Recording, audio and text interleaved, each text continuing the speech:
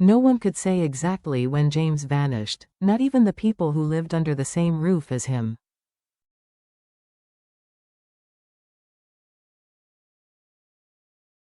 It was as if his existence had simply dissolved into thin air. One ordinary morning, his phone went silent.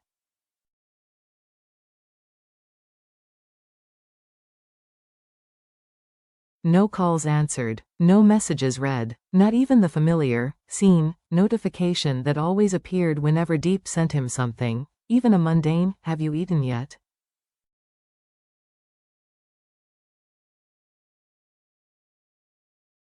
Now, there was nothing. No trace, no clue, no shadow. It felt to Diep as if the world itself had swallowed him whole.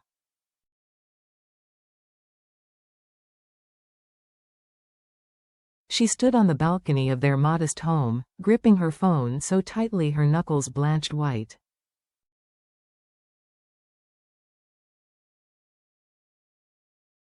The dawn was still wrapped in a thin, milky mist, drifting like breath over a sleeping city.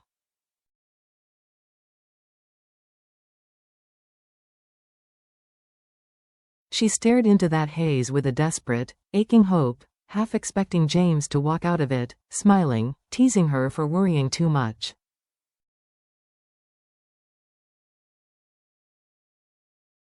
But he didn't. They hadn't fought.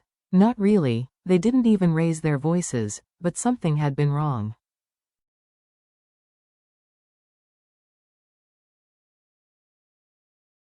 James had been elsewhere. Not physically, he sat beside her, but his mind seemed far away, pulled toward some heavy, unspoken burden.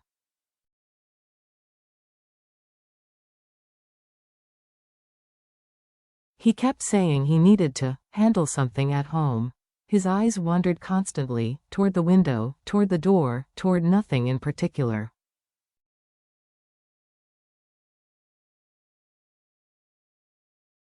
As if he were bracing himself for a storm he couldn't name. Before he left that night, he kissed her forehead, softly, tenderly, like a promise sealed before battle.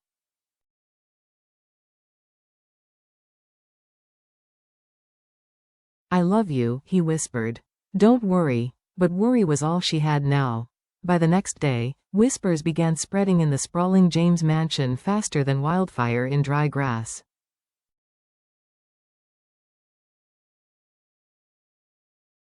Servants murmured about a long, heated meeting between James and his father behind closed doors.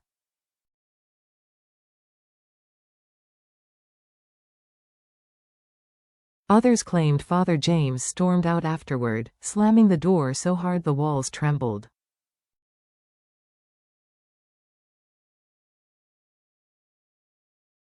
To outsiders, it looked like a traditional scene, a father guiding a son, but Diep had endured enough of the old man's disdain to know better.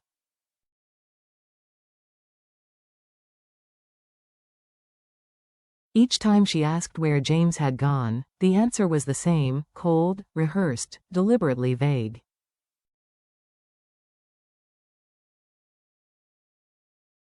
"He needs time away. Don't ask too many questions." It wasn't an explanation, it was a threat.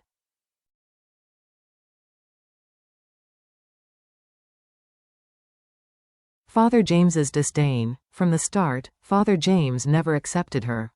His gaze, sharp as glass shards, always sliced away at her dignity.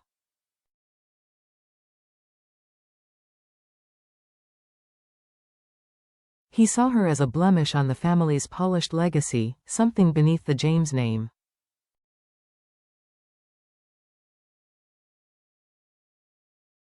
Still, Diep endured it. For James. For their future. For love, she believed time could soften even the sternest heart.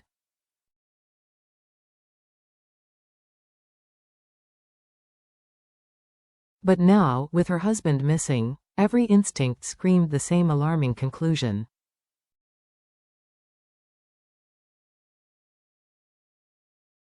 Something was terribly wrong. That morning, Diep walked straight to the main house.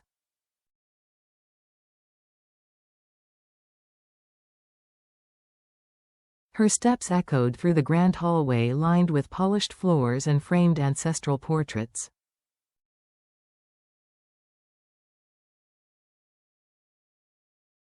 Her heart thundered, but her resolve was louder. When Father James finally emerged, his expression was carved from stone.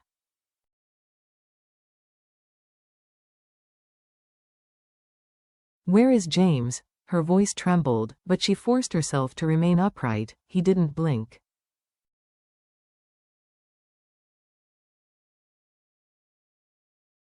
"He is gone," he said flatly. "And he will not be coming back to you." The world tilted.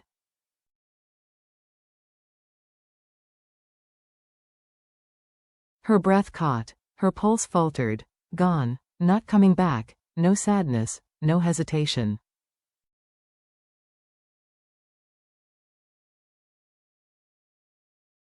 Just finality. In that instant, Diep understood something chilling. James did not leave her by choice.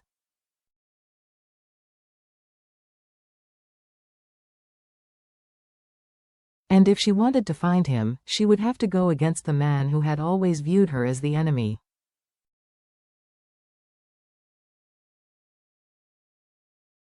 For days, Diep wandered through the enormous house like a ghost. Every hallway echoed with the memory of James's laughter.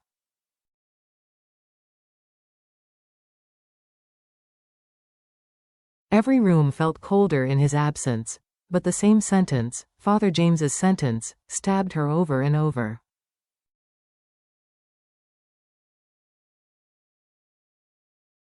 He will not be coming back to you. Why? Where was James? What had been done to him?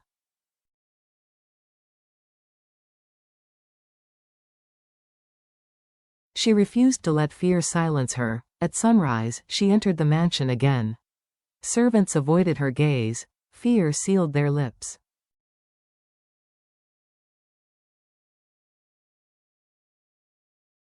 They knew something, but they were too afraid to speak. She found Father James in his study, calmly drinking tea as though he hadn't ruined a life.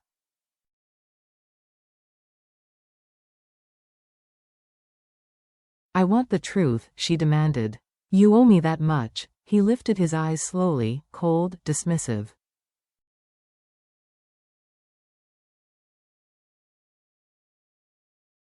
"I owe you nothing. You were a mistake from the beginning." The words were knives.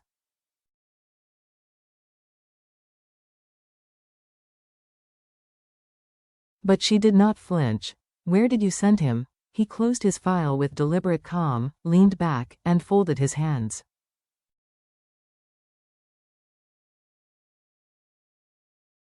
"You think I would let my son throw away his future for a girl like you?" He was confused.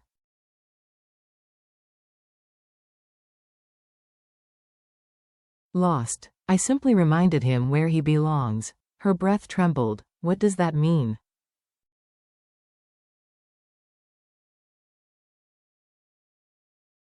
Father James stood, towering over her. "It means James is somewhere he can think clearly.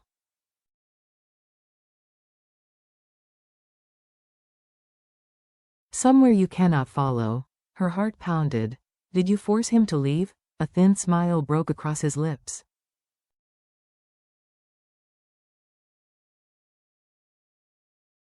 "I did what any father would do to protect his son from a woman who brings nothing but trouble."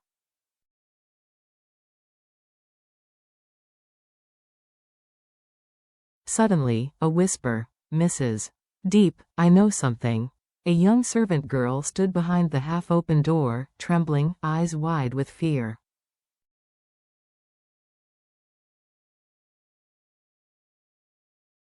She gestured frantically for Diep to follow.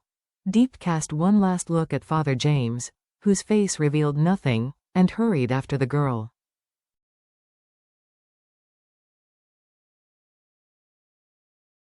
The truth was finally unraveling, and it was darker than she imagined. The servant led her into an unused back corridor where the walls smelled of old wood and forgotten memories.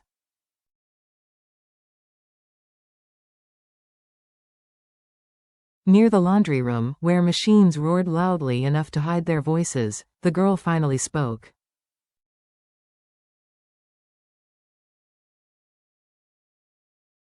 Miss Diep, I shouldn't say this.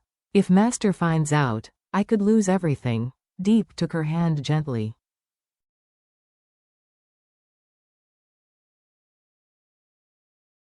I won't let anything happen to you. Please, tell me. After a deep breath, the girl nodded.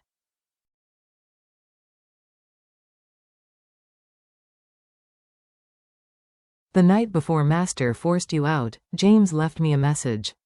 He said, if anything happened to him, I should give it to you.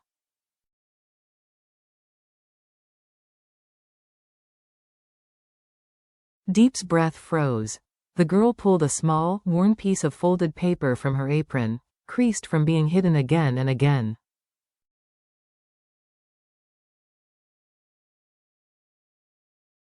Diep unfolded it with trembling hands. James's handwriting leapt from the page, alive, urgent, intimate.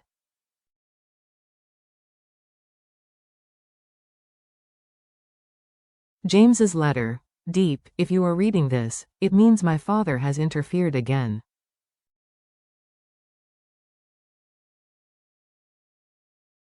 Please don't be afraid, please don't think I abandoned you, not for a single second.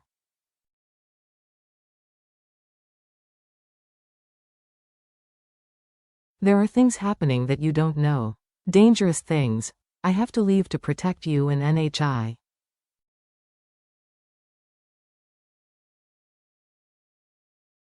But I promise, when the time is right, I will come back for you, no matter what my father says.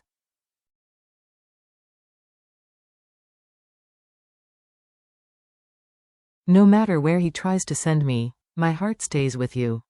James. Tears blurred her vision.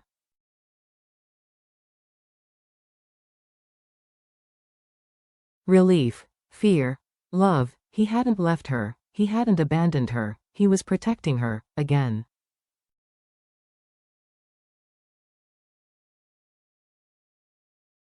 Where is he? Diep whispered. The servant stepped even closer. Master sent him overseas.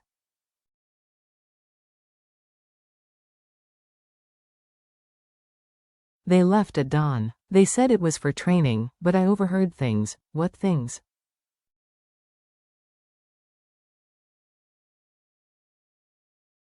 That James didn't want to go. That he tried to call you, but they took his phone.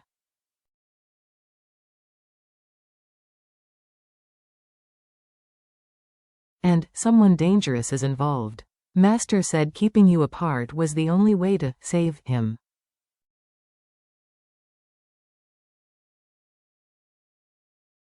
Diep clutched the letter to her chest. James wasn't gone. He had been taken, controlled, manipulated, possibly threatened.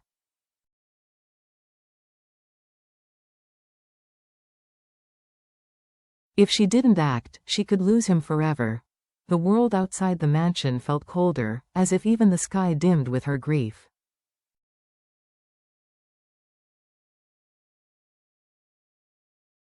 She stepped toward the gate, clutching James's note so tightly it nearly tore. She was leaving, she would find him, no matter where he'd been sent.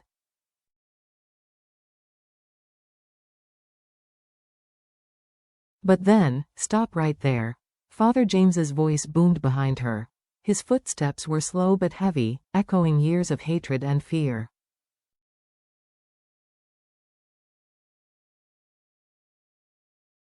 Diep closed her eyes, inhaled once, and turned to face the man who had shattered her world.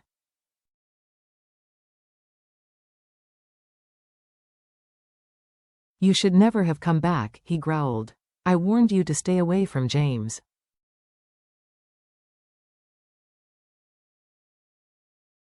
Her fingers curled around the note.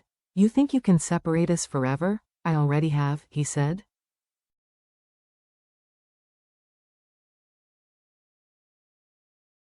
James is gone. And even if he wanted to return, which he won't, you will never see him again.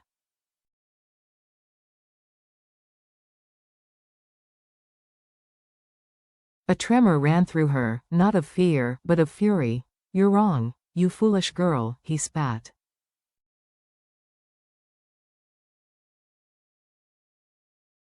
What power do you have? You're nothing. Diep lifted her chin. Her voice shook, but it was fierce.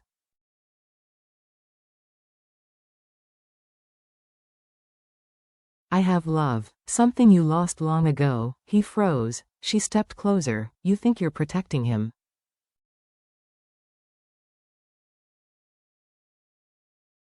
But all you're doing is destroying him. James doesn't need control. He needs a father.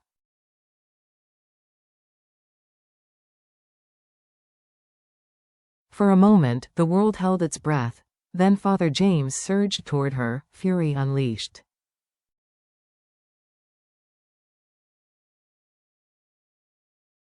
But before he could reach her, the iron gate burst open. Don't touch her. Diep's heart stopped.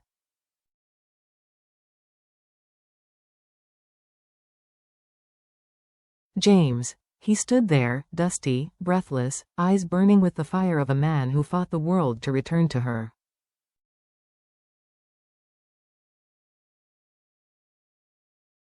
He stepped between her and his father. If you want to hurt her, he said through clenched teeth, you'll have to go through me.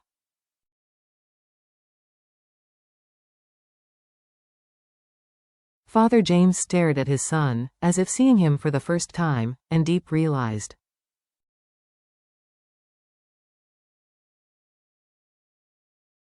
This was only the beginning of the real battle.